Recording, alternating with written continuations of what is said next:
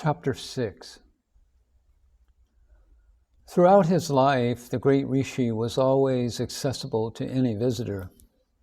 In his presence, no distinction was given to caste, so rigidly followed in India. Brahmins sat with pariahs, Muslims, and Westerners. The visible presence of the Spirit in man united the troubled world at his feet. He was supreme, far above all levels of human understanding. That intangible atmosphere of spiritual peace dissolved all doubts in his presence. And this writer came to him in the very last period of his earthly life, and believes this to be the most glorious period of all. For as the sun sinks in a blaze of sunset glory, so the Maharshi's last years reflected the indescribable beauty of his manifestation. I saw the man as he showed the victory of spirit over matter. His physical suffering, lasting for more than a year, was a crucifixion in my eyes. For him there was no alleviation in hospital, although his sickness was deadly. He always gave the permanent darshan for our sake. He always sat before us, and no movement or complaint ever showed the depth of his suffering. He took no regular anesthetics. He wanted no cure. Knowing all that could be expected of his physical body, his thought was always for us, who went to him to seek relief from our own sufferings. And to none did he refuse his blessing. His spiritual alchemy transmuted the hard materialism of our hearts into something pure and noble. In the glory of his presence, we learn to live in eternity, to remember our lost inheritance of spirit and bliss. Sometimes when I sat near him, absorbing the invisible radiations of his light, I meditated, to whom and when can I repay this bliss? Who is it that is taking away the burdens and debts of my life? He has no sin, has never performed an evil deed. But what is there about me, about all of us who are gathered together at his feet, seeking solace and power to endure our petty discomforts? His body, which has committed no sin, is suffering agony in our presence, who are healthy in spite of our guilt. The mysterious voice asks, are you ready to accept responsibility for that? And the soundless answer is, yes, if you will always be with me.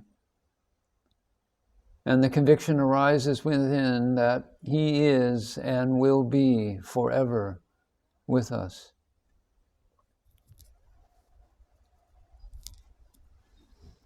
Chapter 7.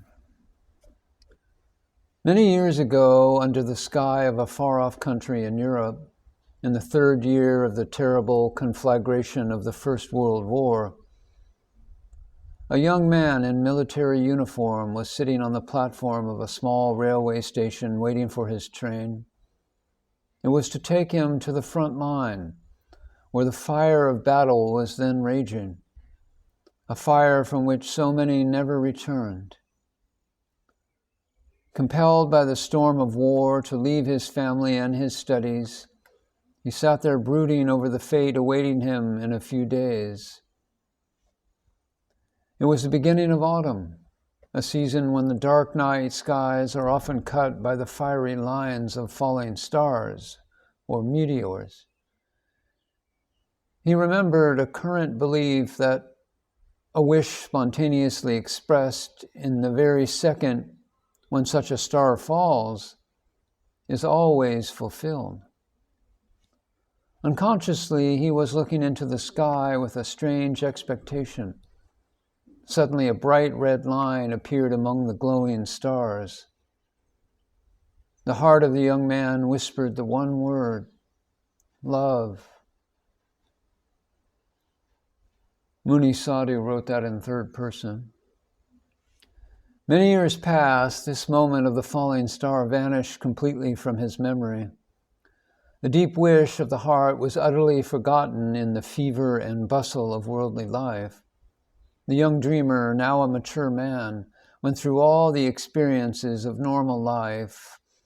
He had friends, he loved, as he believed, women. He revered those whom he regarded as his superiors. But each experience brought him a disappointment. At the end of each one, he saw that not yet had he found true love, which would give him the fullness that was unconsciously his constant longing.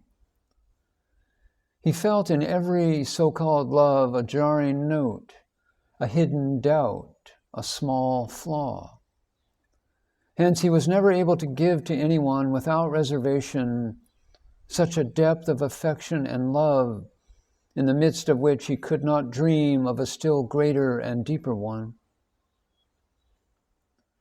A soundless yet powerful voice was always whispering in his heart, saying, "It is not that, nor yet is it this." But at the same time, in the moments of peace, he was certain that somewhere, beyond a stormy sea and a cloudy sky, there is a mysterious land where the sun of bliss never sets, where the eternal waves are surging without movement on the shores of the island called fulfillment.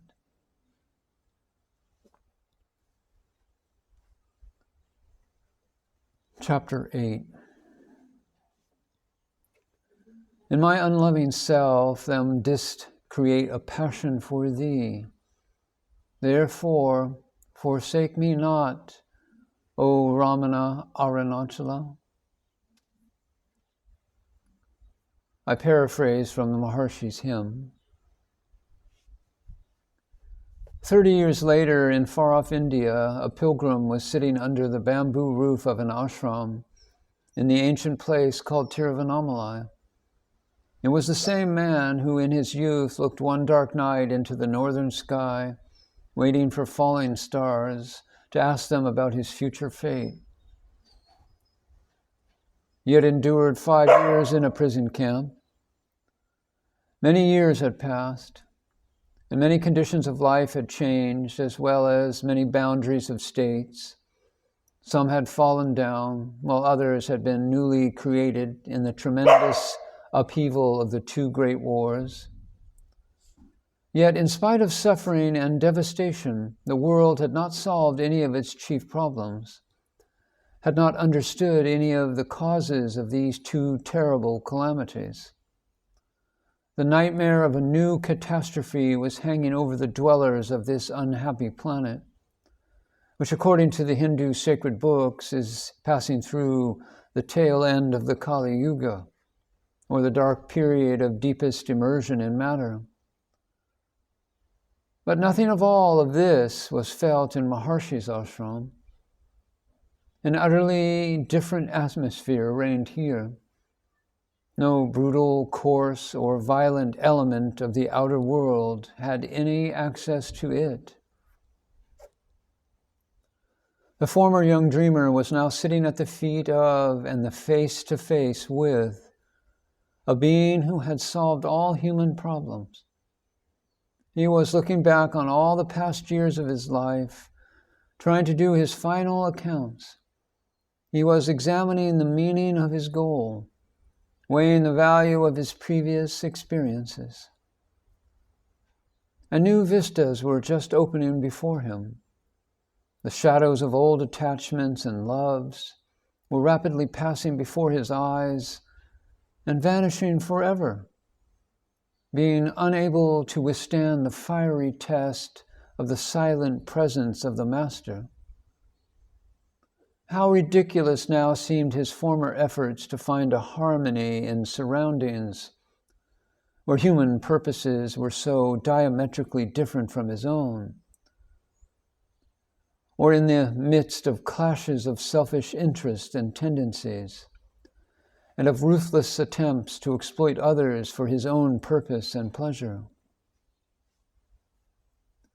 The tragic comedy of earthly love now appeared in all its unattractive nakedness before the tribunal of his consciousness. From the other side, a new vision was entering the temple of his soul, just vacated by the impostors. A luminous ideal, incorruptible, pure, devoid of any stain of selfishness, resplendent with spiritual beauty, and independent of all ephemeral physical forms. Here was no more possibility of disappointment, of friction, and of misunderstanding. It is only now that the pilgrim understands the meaning of his own wish, whose fulfillment was promised in the springtide of his life by the falling star. He accepted this promise without reservation, knowing that its realization was the turning point of his life. He saw more clearly that the new path led into the infinite. But now there was no more fear. Infinity is life, and all that is finite is in the realm of death.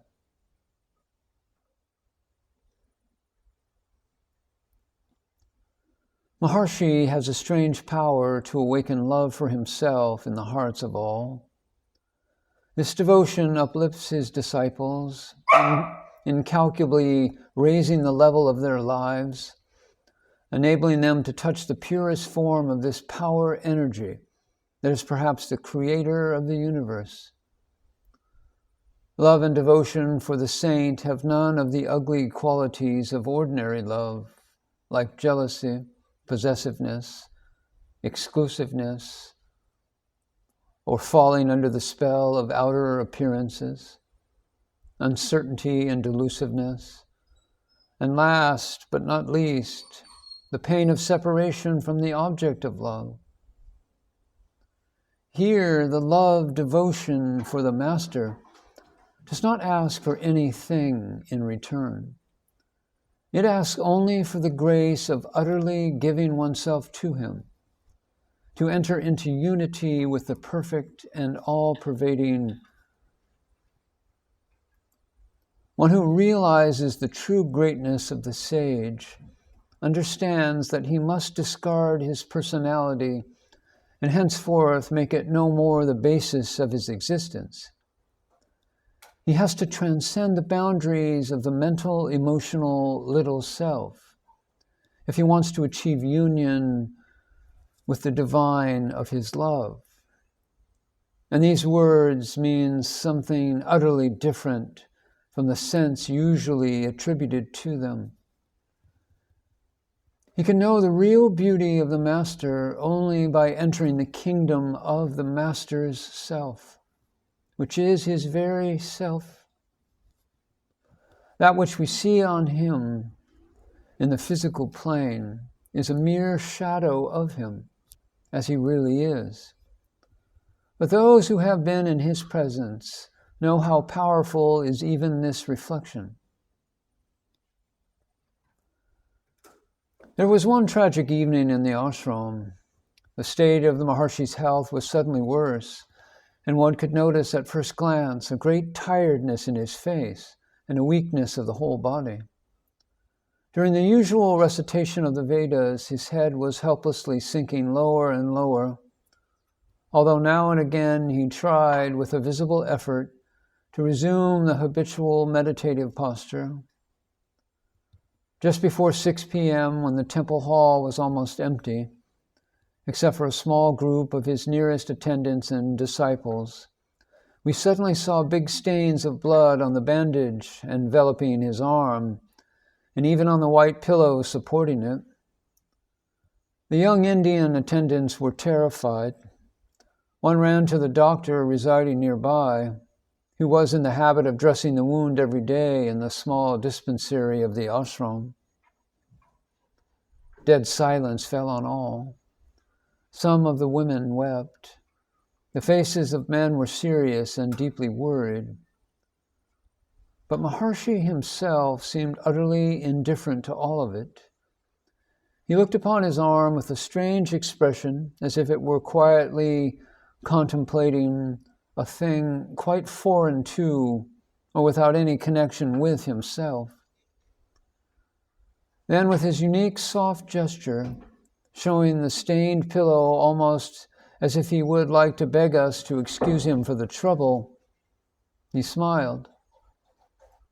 That was all. What was felt by the people around him as the icy breath of death had made no impression on him. All of us who were then sitting at his feet were united in the same spontaneous impulse and understood each other perfectly in this tragic moment, without the need of words or even glances. Each one of us would gladly have given all his blood in exchange for that which the Master had lost, if it could only delay the imminent catastrophe. The doctor came, out of breath. He was a short, elderly Indian gentleman, looking somewhat like a Malayalan. He began dressing the arm, bidding Maharshi to leave the hall earlier in view of this happening, which was to prove a turn for the worst in his condition. But the sage, the great saint, refused with his typical kind gesture. He looked on the people gathered round, and once more a marvelous smile illumined his face. One would say that he wished to compensate for the grief seen in our hearts, which we were quite certain were open to his gaze. I have never seen, and undoubtedly shall never see, on any other face such an inexpressibly wonderful smile as Maharshi's.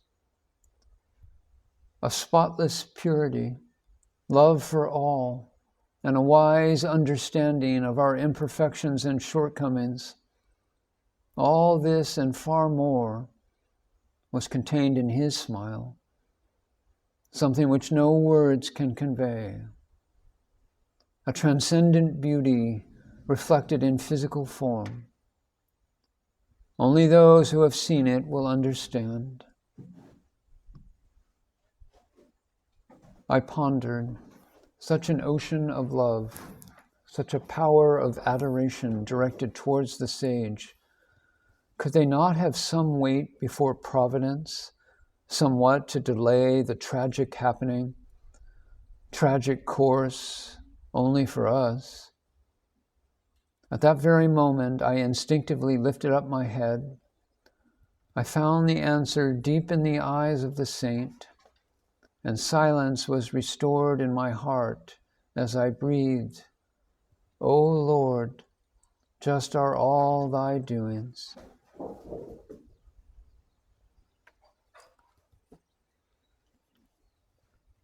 Today I read a passage which throws much light on the mysterious illness of the Maharshi, so incomprehensible to his devotees. It went like this. When the average person suffers for his fellow man, he calls it compassion. A famous contemporary yogi, Sri Yogananda Paramahansa, describes it as metaphysically induced illness. For 2 years before his death, Yogananda suffered from this type of illness, and according to his disciples, it was the result of working out in his own body some of the physical and spiritual burdens of his friends and disciples. In his autobiography, Yogananda explains this phenomenon as follows. The metaphysical method of physical transfer of disease is known to highly advanced yogis. A strong man can assist a weaker one by helping to carry his heavy load. A spiritual superman is able to minimize his disciples' physical and mental burdens by sharing the karma of their past actions. Just as a rich man loses some money when he pays off a large debt for his prodigal son, who is thus saved from the dire consequences of his own folly, so a master willingly sacrifices a portion of his bodily wealth to lighten the misery of his disciples.